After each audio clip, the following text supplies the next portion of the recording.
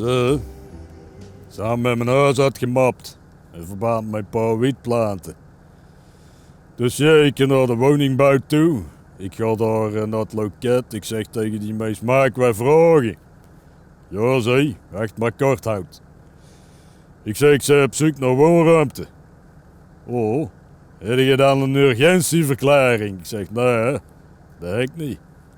Oh, zei, dan kom over 12 jaar maar terug. Ik zeg, oh, 'smorgens of 's middags? Ja, het is wel. Hey.